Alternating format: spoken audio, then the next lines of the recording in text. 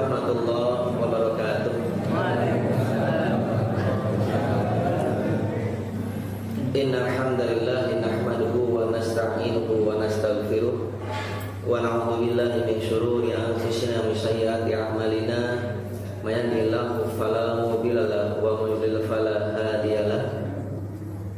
Asyhadu an la ilaha illallah wahdahu la syarika lahu wa asyhadu anna Muhammadan abduhu wa rasuluhu la nabiyya ba'dahu wa rasulahu. Allahumma sholli ala sayyidina Muhammad wa ala ali sayyidina Muhammad amma ba'd. Ayyuhal hadirun rahimakumullah. Bapak Ibu jamaah salat zuhur yang dimuliakan Allah Subhanahu wa taala. Kita bersyukur kepada Allah atas karunia nikmat yang luar biasa. Nikmat besar ada dalam diri kita, melekat insya Allah sejak lahir, melekat kepada kita sejak mengucap syahadat, yakni keimanan dan dinul Islam, kenikmatan yang tiada tara, yang tidak bisa disejajarkan diperbandingkan dengan nikmat apapun di muka bumi ini. Nikmat terakbar adalah nikmat bahwa Allah memberikan kepercayaan kepada kita berdinul Islam. Bapak Ibu rahimakumullah, saat ini penduduk bumi kurang lebih 8 miliar. Dari 8 miliar itu kurang lebih saat ini 2 miliarnya muslim. Dan saat ini terjadi pertumbuhan umat Islam yang luar biasa di seluruh dunia. Bapak Ibu yang rajin bermedsos atau mengikuti kegiatan yang lain akan mendapatkan data di mana pertumbuhan Islam kurvanya luar biasa, sangat menggerakkan, sangat menggembirakan, sangat menyenangkan. Kurva pertumbuhan umat Islam di dunia luar biasa. Dan wabil khusus di Indonesia, justru pertambahan umat Islam ini tumbuh kembang dengan angka yang fantastis ada di Indonesia Timur. Yang mungkin tidak nyana kita ini. Di mana? Di Papua. Di Papua ini terjadi pertambahan umat Islam yang luar biasa. Hingga hari ini kita duduk di sini. Bapak Ibu rahimakumullah, kita bersyukur kepada Allah, kita bertahan. Dan mudah-mudahan puasa Ramadan tahun ini mampu meningkatkan nilai kualitas perisai yang Allah berikan kepada kita. Asyamu junnatun. Puasa itu adalah perisai terhadap provokasi syaitan rajim yang senantiasa bergerak menuju keburukan. Dan semoga kita kalau mampu menolak, mencegah provokasi atau menolak provokasi syaitan menuju keburukan, semoga kemudian kita terprovokasi oleh malaikat menuju kebaikan dan ketaatan. Amin Allahumma amin. Bapak rahimakumullah, barusan kita sholat berjamaah dipimpin oleh Bapak Haji Tubagus Agus Nata.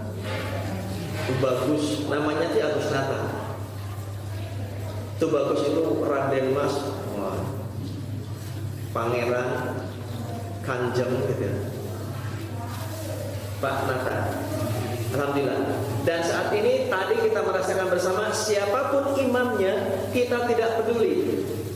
Ketika imam itu bilang ruku Allahu Akbar, kita semuanya lepas semua identitas kita, mau kepala sekolah, mau kaprok, mau PTT, mau GTT, mau P3, semuanya lepas identitas keduniawian kita, tunduk pada satu syariat bernama ruku, bernama sujud, bernama seluruh gerakan dalam sholat kita. Ini gambaran penting buat sekalian. Ini memberikan kepada kita, siapapun pemimpin di jurusan kita, Bapak Ibu, siapapun pemimpin di jurusan kita, Bapak Ibu harus tunduk, taat patuh. Sebagai apa? Sebagai umat Islam, sebagai bukti implementasi nilai-nilai ibadah kita dalam kehidupan sehari-hari. Sholatnya bagus, rukunya bagus. Ketika masuk dalam pekerjaan, dumeh yang memimpin lebih muda, dumeh yang memimpin lebih kurang pengalaman, lalu kita semena-mena, sholatnya belum beres. Maka kalimat dalam sholat, aqimus sholat, tegakkan sholat, bukan laksanakan sholat. Tegakkan sholat itu artinya Bapak Ibu, kita melaksanakan sholat dan membawa nilai-nilai sholat itu dalam kehidupan sehari-hari. Imamnya tadi kebetulan Pak Nata, kadang ada pemutakin, kadang ada saya, dan banyak yang lain imamnya di sini. Siapapun dia imamnya, kita tunduk kepada imam. Ruku, sujud. biasakan itu dibawa dalam kehidupan sehari-hari. Contoh barusan saya ingin ingatkan bahwa bisa siapapun tapi ketika rukuk, sujud. Berarti kalau kita taat kepada pemimpin, patuh, menunjukkan bahwa nilai-nilai sholat dalam keseharian kita dibawa dengan kehidupan nyata. Itulah aqimus sholah, tegakkan sholat. Bapak Ibu rahimakumullah, shalawat dan salam tercurah senantiasa kehadirat baginda Rasulullah Muhammad SAW. Semoga kita diberikan kekuatan oleh Allah, kemauan Allah untuk tetap menetapi dan menepati sunnah-sunnah beliau, sehingga kita pertama layak diakui sebagai umatnya. Kalau sudah layak, kita pede memohon dan berharap diakui sebagai umat. Pede dan berharap kita jadi kokoh untuk mendapatkan syafaatnya. Kalau kita sudah diakui sebagai umat, insya Allah kita juga pede untuk meminta dan mendapatkan syafaat atau pertolongan. Kalau diakui saja tidak, emang ada yang tidak diakui? Banyak. Yang Rasulullah tidak mau mengakui. Di antaranya adalah orang yang tidak mau menikah. Jadi sengaja diniati tidak mau menikah. Bukan, kalau orang belum ketemu jodoh lain, dia punya nikah, hanya belum ketemu jodoh, itu lain. Tapi memang niat tidak punya nikah, dia bukan umatku, kata Rasulullah. Niat belum kelakuan lain, berarti dia punya niat. Ada barang siapa yang bangun dari tidurnya, bangun tidur setiap pagi kita, setiap hari, dan tidak pernah terpikir dalam benaknya tentang nasib tetangganya, sebelahnya, saudaranya, apalagi yang jauh di Palestina, kata Rasulullah, dia bukan umatku. Dia mikir sholat, dia rajin ngaji, tapi tidak pernah berpikir bahwa sebelah tetangganya belum bisa baca Quran. Dia bisa sholat, dia bisa ngaji, tapi tidak pernah berpikir dalam jurusannya, dalam ruangannya ada saudara kita yang belum bisa ngaji, belum bisa baca Quran. Kata Rasulullah, dia bukan umatku. Dia bukan umatku. Kalau Rasulullah sudah memberikan gambaran kepada kita, kullu ummati yadkhulunal jannah. Setiap umatku pasti masuk surga. Kata baginda Rasulullah, kullu ummati yadkhulunal jannah illa man aba. Kecuali yang tidak mau, kecuali yang menolak surga, Bapak-Ibu sekalian. Ada berarti, kalau Rasulullah sudah ngendiko, berarti ada ternyata umat Islam yang menolak surga, ada. Rasulullah menyatakan setiap umatku pasti niscaya masuk surga. Tapi ternyata Rasulullah menyatakan kecuali yang tidak mau. Ila man aba. Sahabat kan bingung atau bertanya, ya Rasulullah, wa man ya'ba? Ya Rasulullah, siapa sih orang yang menolak tawaran surga? Kata Rasulullah, wa man ata'ani dakhala jannah wa man asani faqad aba. Barang siapa yang taat kepadaku, kata Rasulullah, suruh salat, suruh ngaji, suruh nutup aurat, segala macam, maka insyaallah dia masuk surga. Tetapi kalau dia membangkang, menolak, dialah orang yang terang-terangan menolak tawaranku untuk masuk surga. Itu kategori aba. Itu kategori orang yang menolak. Wa man ata'ani dakhala jannah, barang siapa taat kepadaku dia masuk surga. Wa man asyani, barang siapa yang maksiat kepadaku, faqad aba. Pakai faqad, sungguh-sungguh dia terang-terangan menyatakan diri menolak tawaran surga. Naudzubillah min dzalik. Maka Bapak sekalian, mudah-mudahan kita semua diberikan hati yang longgar, hati yang lapang untuk menerima pitutur kebaikan hidayah dari Allah Subhanahu wa taala. Tidak semua orang punya hati, tetapi tidak semua orang membuka diri ketika ada pitutur kebaikan sampai pada dirinya. Atau mungkin sampai di telinga kanan, keluar telinga kiri, tidak berbekas apapun. Hingga hari ini, misalnya kalau kita berputar dari kanan sampai kiri, apakah semuanya sudah berinfak subuh? Walau anak. Padahal orang yang menceritakan dahsyatnya infak subuh menghasilkan ragam kebaikan dan prestasi tidak kurang-kurang. Tetapi ada orang yang masih enggan infak subuh. Tetapi permintaannya sama dengan orang yang infak subuh. Yang infak subuh juga pengen rezeki, yang tidak infak subuh juga pengen rezeki. Yang infak subuh rezekinya lancar, diberikan kemudahan, tetapi yang satu tetap bertahan. Tetapi permintaannya tetap sama. Pengen tetap dapat jodoh, pengen tetap dapat rezeki, pengen jadi PNS, pengen jadi juara, pengen jadi segala macam. Tetapi ikhtiarnya ini, pengen dapat jodoh. Ini contoh. Bapak Ibu rahimakumullah, agar kita semakin semangat dalam mengisi Ramadan yang luar biasa, Ramadan karim, Ramadan yang penuh barokah ini saya akan menceritakan sebuah hikayat dari Thalhah. Thalhah adalah salah satu sahabat Rasulullah, salah satu dari 10 sahabat Rasulullah yang dijamin masuk surga, yang jari-jarinya putus karena menepis pedang yang akan mengancam baginda Rasulullah Muhammad SAW. Jari-jarinya putus, dan beliau adalah sahabat utama yang didoakan Rasulullah masuk surga. Suatu hari Bapak Ibu sekalian, ada 2 orang bersaudara. Dalam riwayat lain dikatakan kepala suku dari 2 suku, suku Bali. Suku Bali namanya, datang kepada baginda Rasulullah SAW melamar. Kalau dulu melamar, Rasulullah izinkan kami berjihad. Rasulullah langsung bilang yes. Kenapa? Karena 2 orang tersebut sudah terbiasa membantu perjuangan Rasulullah SAW dengan harta bendanya. Jadi kalau ada jihad, harta bendanya keluar. Karena orang yang kaya raya, orang terpandang, orang kaya raya, orang terpandang, ada panggilan kebutuhan pun langsung hartanya keluar, dikirimkan. Suatu kali datang langsung kepada baginda Rasulullah, ya Rasulullah, saya ingin ikut berjihad. Artinya dalam hal ini ikut berperang. Boleh, silakan. Bapak Ibu rahimakumullah, singkat cerita, dua-duanya bersama Rasulullah luar biasa ikut berperang. Terus mengikuti perjuangan baginda Rasulullah menegakkan syariat. Di tahun pertama, salah satu dari keduanya ini gugur di medan jihad. Alhamdulillah. Sesuai dengan impiannya, harapannya, mendaftar syahid terjadi, terpenuhi, terkabul. Ingin jihad dan kemudian mati syahid terkabul di tahun pertama. Saudaranya satu terus berjuang lagi. 1 tahun kemudian, di tahun berikutnya meninggal juga, tapi karena sakit. Karena sakit. Nah, tidak lama kemudian setelah keduanya meninggal, Thalhah bermimpi.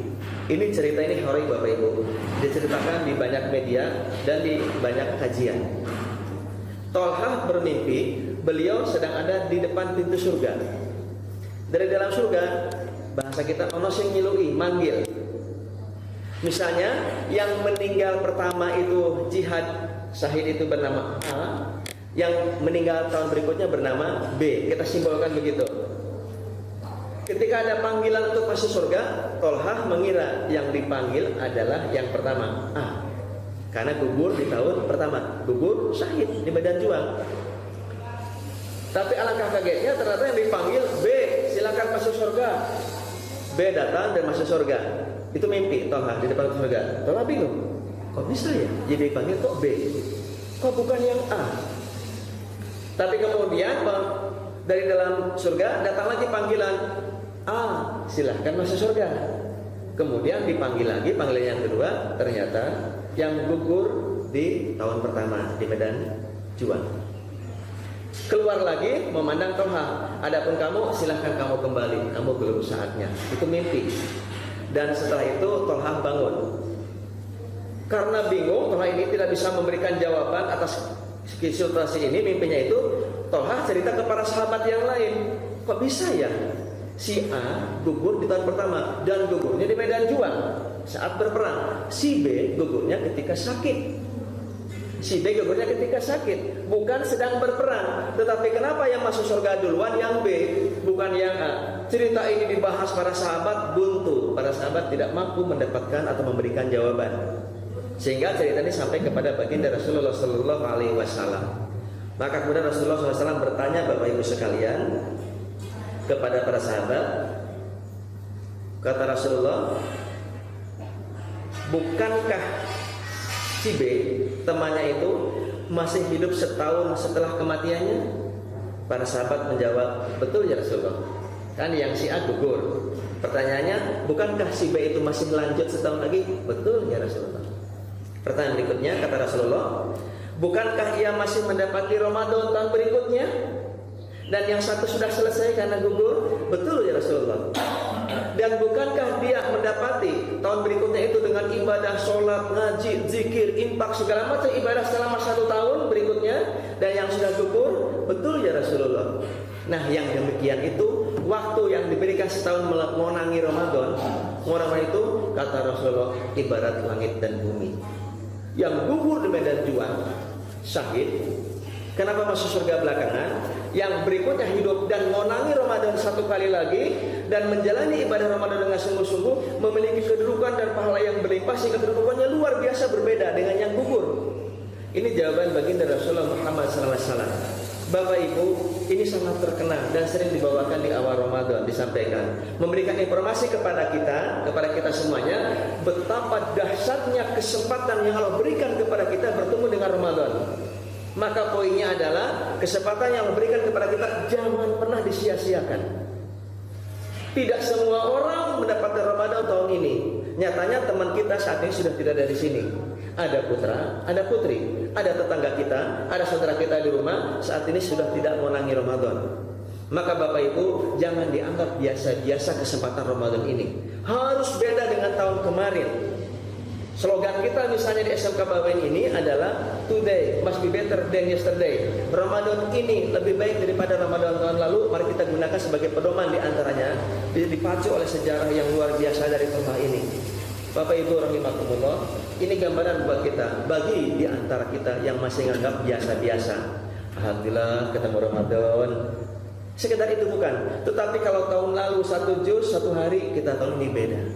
Kalau kemarin infaknya cuma habis katakanlah 1 hari 2.000, 30 hari 60.000, coba tahun ini jadikan 5.000. Bukankah ketika Ramadan itu setiap hurufnya tidak hanya 10 kali lipat? Kalau di hari-hari yang lain Ramadan, non Ramadan, setiap huruf yang kita baca di Al-Quran dibalas dengan 10 kebajikan.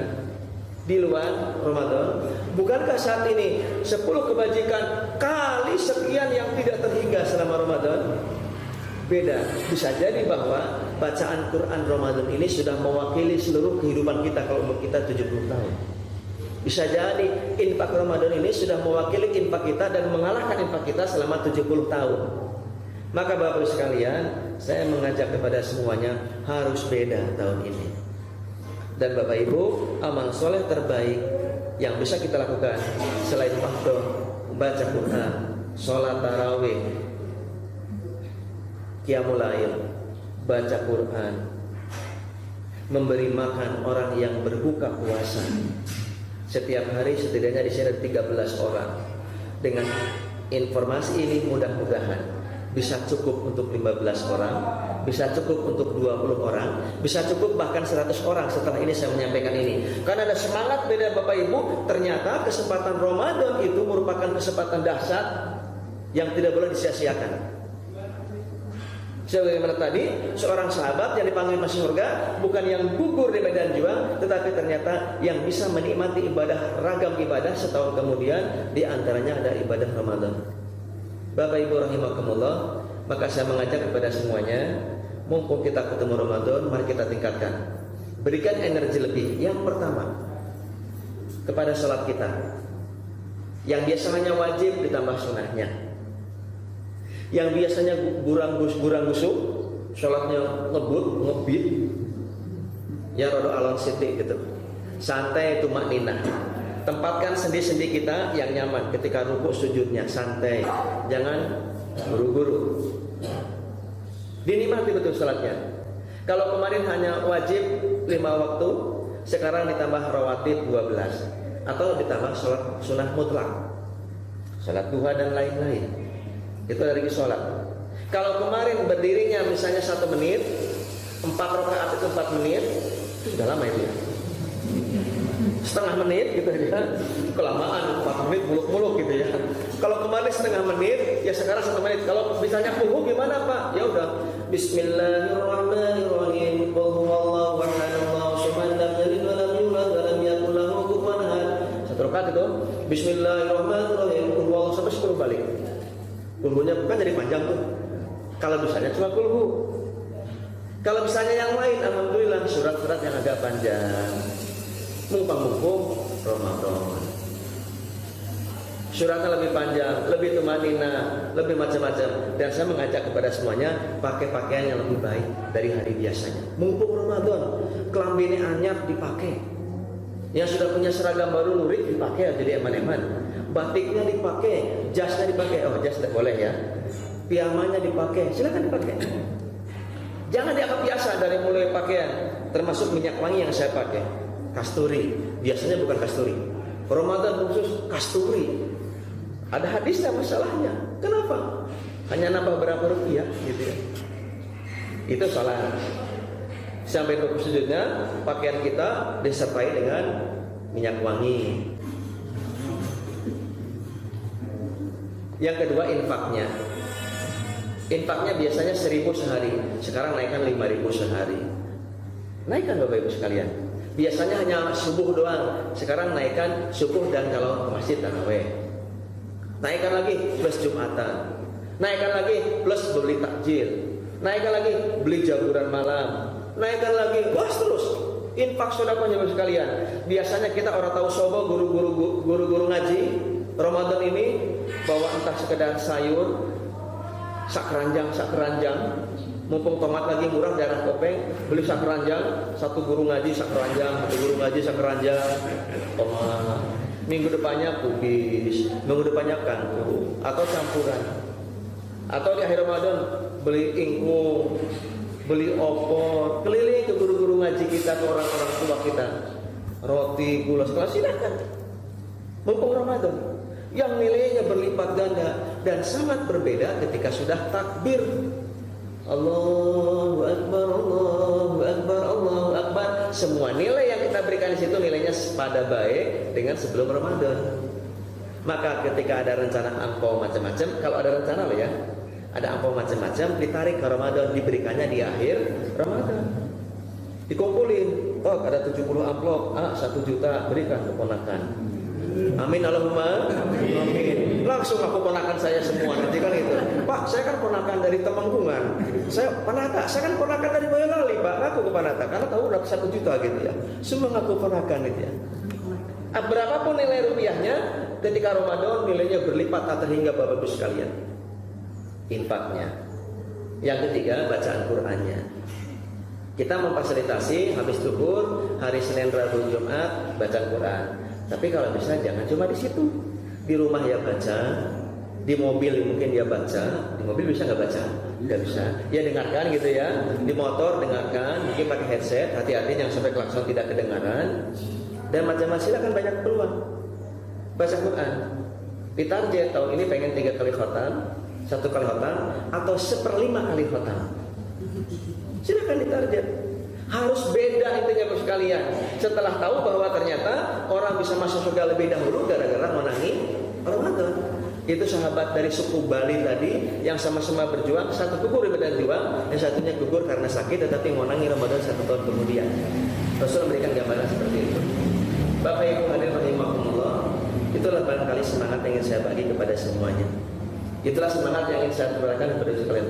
Virus-virus kebaikan yang ingin ditularkan semoga baru tertanam virusnya, lalu menjawab dari dirinya sampai ke keluarganya, istrinya dan lain-lain. Dan saya titip pesan menjelang berbuka puasa nanti sore, mobil khusus hari ini pesan kepada ibu-ibu, bapak-bapak semuanya, tolong titipkan doa untuk kebaikan kesehatan semua guru karyawan SMK 1 Bawen. Tolong titipkan doa bagi keluarga guru, keluarga karyawan SMK 1 Bawen. Tolong siapkan doa bagi seluruh putra putri SMK Bawen. Tolong siapkan doa bagi keluarga putra putri seluruhnya SMK Bawen. Dan mohon doa sisipkan sore ini keberkahan bagi lembaga kita. Itu pesan saya terakhir Bapak sekalian.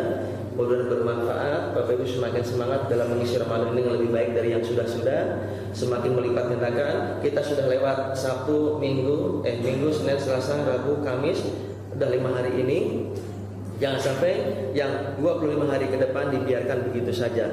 Dilipat gandakan jerih payah kita. Makin lelah, makin letih karena makin hari berpuasa, tetapi justru kita makin semangat dalam menjalaninya, mengisinya. Itu pesan saya. Dan insya Allah Mei besok, saya yakin Mei besok ketika Bapak Ibu kompak seluruh keluarga besar Sivitas Akademika SMA 1 Bawen bersama-sama mendekat kepada Allah secara keseluruhan tanpa kecuali, maka ada banyak limpahan rezeki yang Allah berikan kepada Bawen berupa bantuan, berupa kegiatan, berupa program, berupa proyek apapun, hingga kesejahteraan kita masing-masing individunya dalam bentuk apapun, walau alam bisawab, karena Gusti Allah Batansare, karena Allah Rahman Rahim, karena Allah Maha Adil. Dan Allah akan merespon lebih baik daripada yang kita lakukan. Allah lebih baik responnya daripada kita, daripada langkah yang kita lakukan. Mendekat satu kilan, Allah menyambutnya satu hasta. Mendekat satu hasta, Allah mendekatnya satu depan. Kita mendekat kepada Allah dengan jalan kaki, Allah menyambutnya dengan berlari. Masya Allah. Maka mari kita canangkan berkurang revisi proposal hidup kita di Ramadan ini. Saya ulangi, revisi proposal hidup kita di Ramadan ini, dan kita sampaikan, panjatkan setiap saat, setiap malam. Allahumma innaka afuwwun karim tuhibbul afwa ya karim. Assalamualaikum warahmatullahi wabarakatuh.